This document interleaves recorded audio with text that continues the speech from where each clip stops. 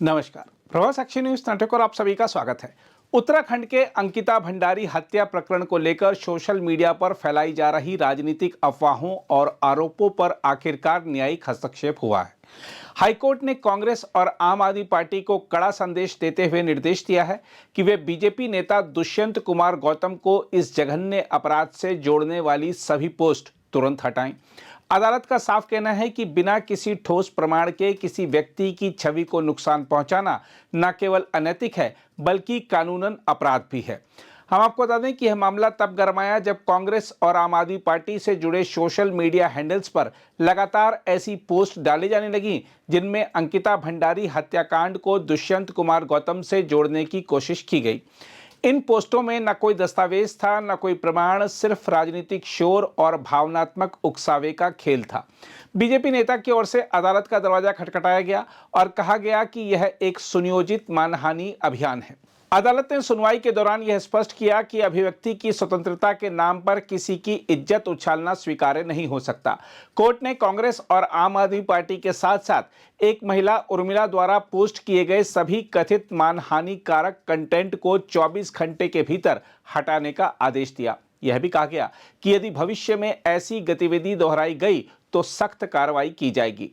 अदालत के आदेश के बाद बीजेपी प्रवक्ता और वरिष्ठ अधिवक्ता गौरव भाटिया ने इस फैसले को कानून की जीत बताया। उन्होंने कहा कि यह फैसला उन सभी लोगों के मुंह पर तमाचा है जो सस्ती राजनीति के लिए किसी भी हद तक जाने को तैयार रहते हैं। उन्होंने कहा कि बिना तथ्य और आधार के पोस्ट डालना गंदी राजनीति का सबसे घटिया रूप है और अदालत ने इस पर स्पष्ट रेखा खींच दी है। श्री दुष्यंत गौतम जी, जो कि पिछले 5 दशक से सार्वजनिक जीवन में हैं, जनता की सेवा कर रहे हैं और भारतीय जनता पार्टी के सम्मानित नेता हैं, एक कुंठित प्रयास कांग्रेस पार्टी द्वारा और आम आदमी पार्टी द्वारा किया जा रहा था कि उनके मान सम्मान पर धब्बा लगाया जाए और बिना तथ्यों के, बिना प्रमाण के। आज उच्च न्यायालय ने हमारी दलीलें सुनने के बाद एक आदेश पारित किया है जिसमें Indian National Congress through its president Mallikarjun खड़गे ji, Aam Aadmi Party through its convener Arvind Kejriwal ji को निर्देशित किया गया है कि ये जो डेफेमेटरी पोस्ट है इनको तुरंत अपने ऑफिशियल हैंडल से हटाएं और आगे भी ऐसा कोई आपत्तिजनक मानहानि वाला पोस्ट नहीं डालेंगे, ये भी निर्देशित किया है। और ये सच्चाई की जीत है। इस फैसले का हम स्वागत करते हैं और यही कह सकता हूं, सत्यमेव जयते।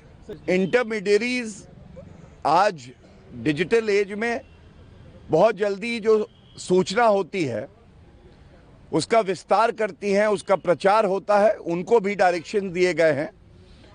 जो पोस्ट इंगित की गई थी, जो डेफेमेटरी थी, उनको हटाएगा और ये एक बहुत बड़ी जीत है, सच्चाई की जीत है। और ये दिखाता है कि जो ओछी घटिया हल्की राजनीति कांग्रेस पार्टी और आम आदमी पार्टी और विपक्षी दल कर रहे थे, उनको ये करारा तमाचा है और झूठ की हार हुई है और सत्य की जीत हुई। दूसरी ओर दुष्यंत कुमार गौतम ने भावुक प्रतिक्रिया देते हुए कहा है कि उन्हें न्यायपालिका पर पूरा भरोसा है। उन्होंने कहा कि यह बेहद दुर्भाग्यपूर्ण है कि एक पीड़ित परिवार के दर्द को राजनीतिक हथियार बनाकर 3 साल से अधिक समय तक उनका नाम घसीटा गया। उन्होंने याद दिलाया कि इतने समय में विपक्ष एक भी ऐसा दस्तावेज पेश नहीं कर सका जिससे उनके खिलाफ लगाए गए आरोपों की पुष्टि हो सके। न्यायपालिका पे आस्था रखते हुए हमने न्यायालय में अपनी अपील की थी। बहुत दुर्भाग्यपूर्ण है कि अंकिता भंडारी केस के अंदर, जो हमारी बेटी के समान है, 3.5 साल बाद भी बार बार उसका नाम लेकर अपनी राजनीतिक रोटियां सेकने का काम कांग्रेस, आम आदमी पार्टी, यूकेडी लोग, सभी लोग कर रहे थे। हमारा 50 वर्ष का राजनीतिक सामाजिक जीवन के अंदर हमने अपने नैतिक मूल्यों को कायम रखते हुए समर्पण भाव से पार्टी की मर्यादाओं, उनके मार्गदर्शन के अंदर हम लगातार सेवा भाव से कार्य करते रहे। लेकिन 3.5 साल न्यायपालिका भी और सभी लोग सबसे कहते रहे कि आप दस्तावेज पेश करो कि कौन है वीआईपी का आप मनगढ़ंत नाम ले रहे हैं, लेकिन इन राजनीतिक दलों के द्वारा अब हमारी मान हानि की गई, हमारे सम्मान को तोड़ा गया। इसने हमारे दिल पर बहुत ठेस पहुंचाई है और बार बार अंकिता भंडारी केस वीआईपी, जब इनका प्रदेश में कुछ काम नहीं होता, मन नहीं जीत पाते, तो ये फिल इन दी ब्लैंक्स में कभी किसी का नाम भर देते हैं, कभी किसी का नाम भर देते हैं, कभी किसी का नाम भर देते हैं। और हमारा नाम आज इन्होंने डालकर जिस प्रकार से प्रचार प्रसार किया गया है, मैं कोर्ट में गया हूं, कोर्ट ने उसको स्वीकार कर लिया है, इनको आधे नोटिस जारी कर दिया गया है। और मुझे लगता है कि जो हमारे गुरु हैं रविदास जी, इनका मन चंगा कटौती में गंगा, अगर मन साफ है तो आपको घबराने की जरूरत नहीं है। उनके मूल मंत्र पर चलते हुए इनको आने वाले समय के अंदर निश्चित है इनको कुछ न कुछ इनको सजा मिलेगी। ये बिल्कुल राजनीतिक है। उस काल के अंदर उस लोकेशन में मैं उत्तराखंड में हूं ही नहीं। मैं उसके दूसरे दिन 17 तारीख को मैं प्रधानमंत्री के जन्मदिन के कार्यक्रम में दिल्ली में था। दूसरे दिन भी मैं आदरणीय होम मिनिस्टर के साथ में सुबह एक कार्यक्रम में मैंने पार्टिसिपेट किया। दूसरे दिन मैं उड़ीसा चला गया हूं। तो वरिष्ठ नेताओं ने कहा कि भाई क्या उत्तराखंड के बारे में जानकारी, तो मैं 21 तारीख को उत्तराखंड गया हूं ये मालूम करने के लिए। जब कांड हो चुका, हाहाकार मच रहा था, मेरा कोई रोल नहीं, मैं वहां पर था नहीं, उत्तराखंड में ही नहीं था उस दौरान के अंदर।